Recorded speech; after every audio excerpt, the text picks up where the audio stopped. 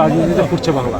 নওশাদ, হুমায়ুন থেকে শুরু করে মমতা বন্দ্যোপাধ্যায়, দুর্গাঙ্গন ভোটে জিততে মন্দির মসজিদ সম্বল। এই রাজনীতি বিজেপি নয়, শুভেন্দু নয়। হ্যাঁ আছে কেন তোমার চ্যানেল করে কেন সবার কথা বলতে হবে? কিন্তু ধর্মের নাম করে মেরু করে রাজনীতিতে বাংলা ফুটছে না এবার, বরঞ্চ যারা ধর্মকে নিয়ে বেসাতি করার চেষ্টা করবে তারা ফুটবে। কারণ নেড়া বেলতল একবার ইতিমধ্যে গতবারের বিধানসভা নির্বাচনে সিএনআরসি নিয়ে হয়েছে, গত লোকসভা নির্বাচন রাম মন্দিরের নামে হয়েছে। তাহলে এটাকে বুঝো একই জিনিস আবার নতুন করে করতে পারে না। বেশি লেকচারই মারবে একদম। এই কি হচ্ছে? হ্যাঁ আচ্ছা, হুমায়ুন কবিরের বাড়িতে পুলিশ ছেলে আটক, দেহরক্ষী পুলিশ কনস্টেবলকে মারধরের অভিযোগ হুমায়ুনের ছেলের বিরুদ্ধে। যত ভোট আসবে দেখবে বিজেপি, তৃণমূল আর তোমাদের মতো কিছু চ্যানেল এখন হুমায়ুন করবে, কারণ তোমাদেরকে ও এই ভাগাভাগি রাজনীতি পছন্দ হয়। সেখানে দাঁড়িয়ে ক্ষেত মজুরি, 100 দিনের কাজ, আবাস যোজনা, চাকরি, মজুরি, কৃষকের ফসল, বেকার ছেলে মেয়েদের কাজ, স্কুল কলেজ বন্ধ হচ্ছে, লুট হচ্ছে, এগুলো তোমাদের কাছে গুরুত্ব নয়।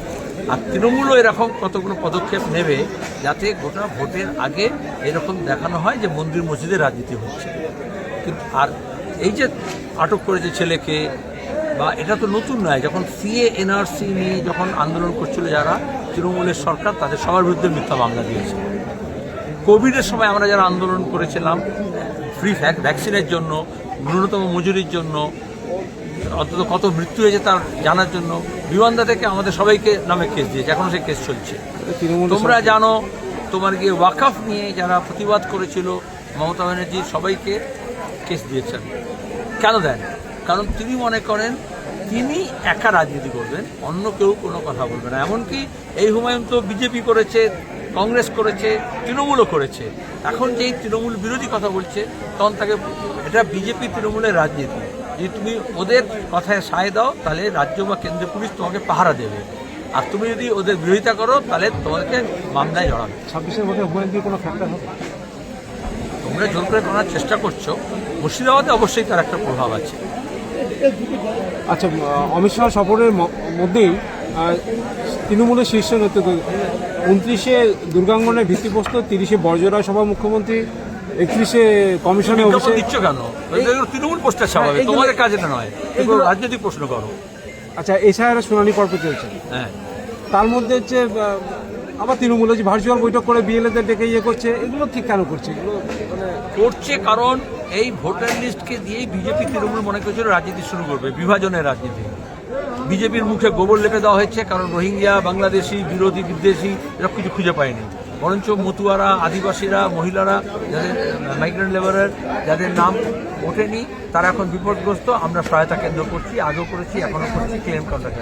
তাহলে তোমরা দেখাবে এই এতজনকে নিয়ে ভার্চুয়াল মিটিং করলো, অতদিনকে নিয়ে ভার্চুয়াল মিটিং করলো, ওরা ওইটুকুই করতে পারে। রিয়েলি গ্রাউন্ডে বামপন্থীরা আছে, লাল ঝান্ডা আছে। কোনো প্রকৃত ভোটারের নাম বাদ দিতে আমরা দেব না।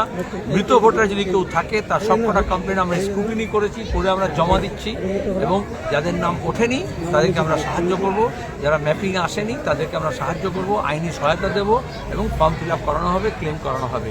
এবার পরিষ্কার বুঝে নাও, যদি ভুয়ো ভোটার না থাকে, মৃত ভোটার না থাকে, বিজেপি তৃণমূলের ত্রাই রব হবে। কারণ ভোট জালি করা, জাল ভোট দেওয়া এবং ভোট লুট করার প্রথম সোপানে তারা কিন্তু হোঁচট খেয়ে পড়েছে। আপনারা দীর্ঘ আন্দোলনের পথে আছেন, এখন সারা ভারত ক্ষেত মজুর এই গ্রামীণ শ্রমজীবী ইউনিয়নের হচ্ছে, কিছুদিন আগে পথে নেমেছিলেন, রাস্তায় নেমেছিলেন, কিন্তু দেখা যাচ্ছে আলোচনায় আসছে খালি তৃণমূল আর বিজেপি। এটা কেন বারবার হচ্ছে বলুন তো? যেহেতু কর্পোরেটের টাকায় বিজেপি তৃণমূল চলে, ইলেকট্রাল বন্ডে হোক, আর মিডিয়াগুলো কর্পোরেটের টাকায় চলে, সুতরাং এটা হচ্ছে বিগ মানির গেম। আমরা তো চাল সংগ্রহ করে, আলু সংগ্রহ করে গরিব মানুষদের কাছে গিয়ে তাদেরকে নিয়ে আন্দোলন করছি। তোমাদের মিডিয়ায় বলো, যে কোনো মিডিয়া বলো, গরিব মানুষের কটা খবর আসে? তাহলে কটা বিজ্ঞাপন আসে গরিব মানুষের যে কাজ, যেগুলো প্রয়োজন আছে সেগুলো নিয়ে? যেগুলো কর্পোরেটের সেগুলো আসে। আর আজকাল কোনটা বিজ্ঞাপন আর কোনটা খবর, কোনটা রাজনীতির খবর আর কোনটা নাচের খবর, এটার মধ্যে তফাৎ খুঁজে পাওয়া যাবে না। এটা সংবাদ মাধ্যম খুলে জায়গা গেছে। কিন্তু রাস্তায় যখন নামবে, তো যেমন বললে, প্রশ্নের মধ্যে বললে রাস্তায় আপনারা কিছুদিন আগে নেমেছিলেন, রাস্তায় 365 দিন আমরা আছি, প্রতিদিন চলছে। মাঠে, ময়দানে, খেতে, খামারে গেলে তুমি আমাদের দেখতে পাবে।